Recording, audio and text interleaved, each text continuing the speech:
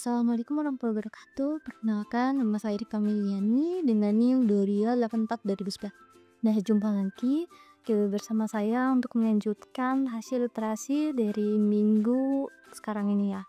Nah, untuk melanjutkan di bab 3 yang akan dibahas yaitu mengenai membangun harapan, mengurai bagaimana bencana pandemi COVID-19 ini memberi hikmah untuk maju bersama dengan menekan kesenjangan pendidikan saat pandemi. Nah, dengan pemanfaatan teknologi dan komunikasi atau TIK. Nah, jika membahas mengenai pandemi COVID-19 ini yang terjadi beberapa tahun ke belakang, menekan kesenjangan pendidikan saat pandemi ini yaitu diakibatkan munculnya virus 19 yang menyebabkan terhambatnya pendidikannya, terhambatnya pembelajaran. Nah, namun dalam mengatasi hal tersebut, diberlakukannya pembelajaran daring atau pembelajaran jarak jauh atau disingkatnya PJJ. Nah, ini sangat membantu dalam mengatasi permasalahan tersebut. Ketika COVID-19 terjadi, adanya social distancing atau jaga jarak, tidak boleh adanya berkerumun atau apa. Jadi diberlakukan pembelajaran daring ini. Nah, pembelajaran ini tuh memberikan manfaat bagi beberapa orang gitu ya, memudahkan pembelajaran. Namun di balik ada kebermanfaatannya, namun ada juga keburukannya atau kurang baginya kurang sempurna ya. Ketika pembelajaran daring itu harus menggunakan penggunaan handphone, laptop atau kuota, dan itu tidak semua orang atau tidak semua anak yang memilikinya. Nah, kesenjangan ini semakin meningkat walaupun pemerintah ini melakukan upaya membantu kesenjangan akses pendidikan menengah dan tinggi untuk anak yang berasal dari kurang mampu, yang awalnya kisaran berada di 23% menjadi 66%. Ketika masyarakat yang tinggal di pedesaan atau kalangan keluarga kurang mampu, mereka memiliki kemampuan baca aja masih rendah.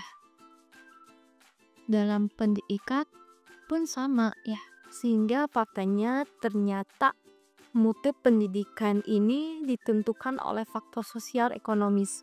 Faktor keadaan keluarga itu sangat mempengaruhi dalam pendidikan.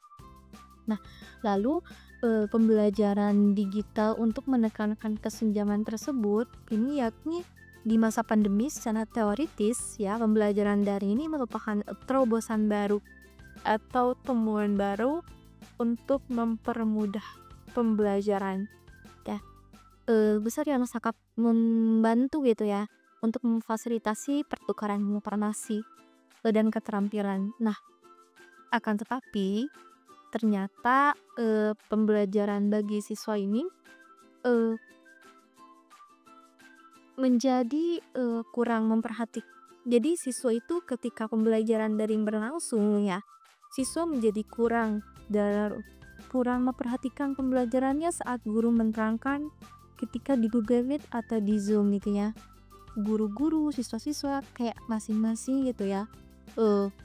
Lalu ya itu mungkin termasuknya problem ya, kurang memperhatikan pembelajaran serta pembelajaran daring ini tidak mudah, bahkan bisa merugikan karena pembelajaran ini menjadi kurang efektif bagi anak khususnya ya. Nah, pembelajaran daring ini tidak mudah, bahkan bisa merugikan juga, plagiarisme atau menyontek.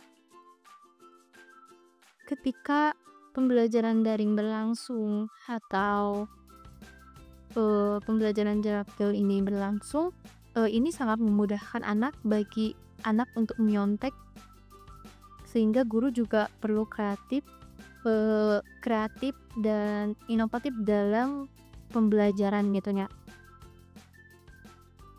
Ketika siswa yang melakukan plagiarisme atau nyantai, guru perlu kreatif dalam membuat pertanyaan secara acak dengan waktu yang lebih ketat. Guru perlu melakukan pertanyaan secara kreatif kepada anak secara acak dengan waktu yang ketat. Jadi relaksasi dan langkah solusinya yaitu meningkatkan kegembiraan. Jadi sebelum pembelajaran, guru bisa melakukan kegiatan yang menggembirakan dan daya tahan tubuh.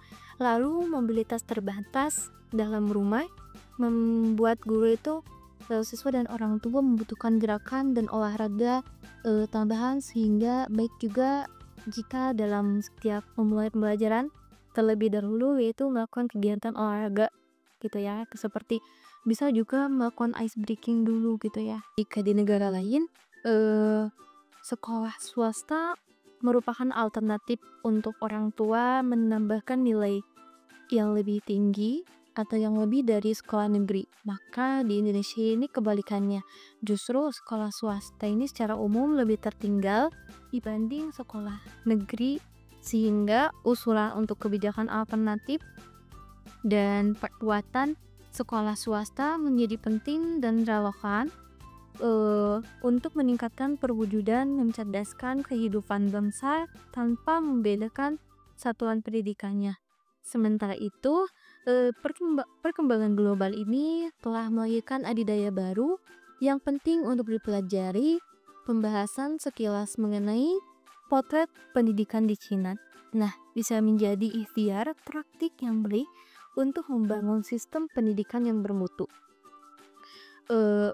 Sementara pembelajaran juga perlu diarahkan pada peningkatan kompetensi, tak semata hanya mengejar dolar.